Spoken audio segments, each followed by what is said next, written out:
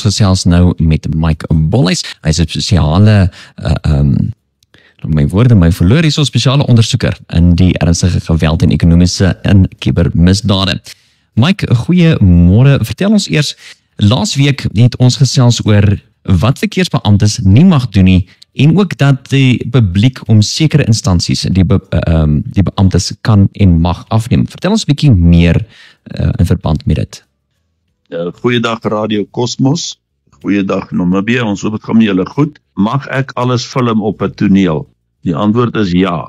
My taakspan, wat dit deeglik ondersoek het, luister baie deeglik daarna oor die berigte en bekende bussie langs die pad.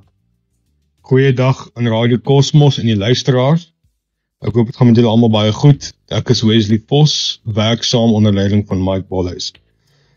Die vraag oor daardie moderne verkeersbussie met die kameras in is baie relevant want dit raak die kern van jou regte en die wet.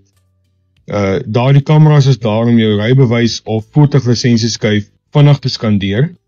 Hulle is gekoppel aan 'n sentrale database wat twee dinge binne sekondes doen.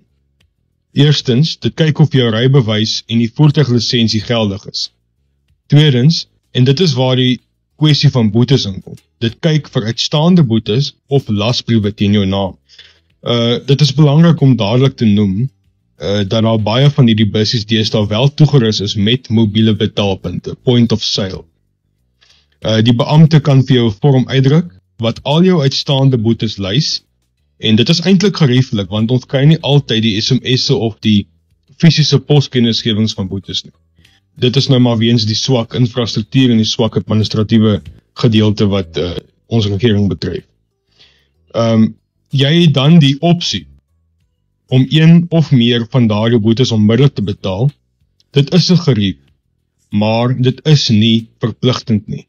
Jy het ook baie ander opsies om later te betaal, soos deur webwerwe soos paymyfines.co.za of deur meeste van die banktoepassings waar jy jou boetes kan sien en vereffen. As die skandering wys, jy het net gewone onbetaalde verkeersboetes, verspoed of onwettige parkeer, ensovoorts, is die reël baie duidelik. Nee, hulle mag jou nie dwing om daardie boetes daar en dan te betaal nie. Daardie boetes is 'n skuld wat jy aan die munisipaliteit skuld. En jy moet altyd die geleentheid kry om dit op 'n veilige, amptelike plek te betaal. Weerens, daar is betaalpunte gewoonlik by daai bussies. So as jy wil, kan jy jou boetes daar betaal.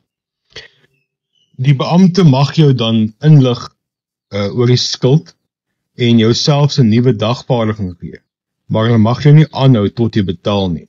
En hulle mag ook nooit kontant van jou aanvaar. Moet dit ook nie offer nie, soos Mike gesê het. Die situasie verander egter drasties as die skandering wys daar is 'n lasbrief vir arrestasie. Dit gebeur gewoonlik wanneer jy 'n vorige dagvaardiging wat jou beveel het om in die hof te verskyn geïgnoreer het. As daardie lasbrief bestaan, is die polisie wettiglik geregtig om jou te arresteer vir die oortreding van jou hofbevel, nie net vir die boete nie. En weer eens, daar moet fisiese dokumentasie daar wees, 'n kopie of die oorspronklike lasbrief moet daar wees.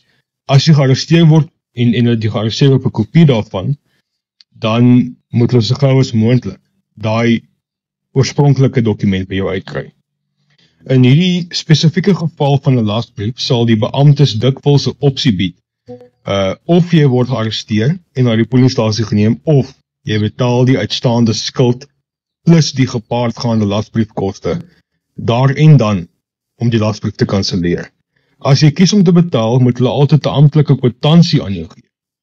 Dit is die enigste scenario waar die polisie druk mag uitoefen vir onmiddellike betaling, maar dit is slegs om arrestasie te vermy wat hulle wettiglik mag uitvoer. So daar het julle dit nou.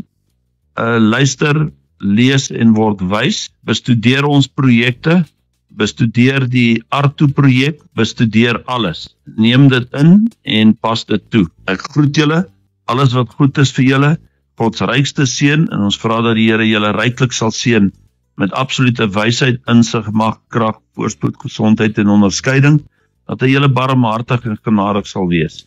Baie dankie Mike en ook baie dankie aan Wesley vir daai insiggewende inligting wat julle met ons gedeel het. Ons waardeer dit opreg.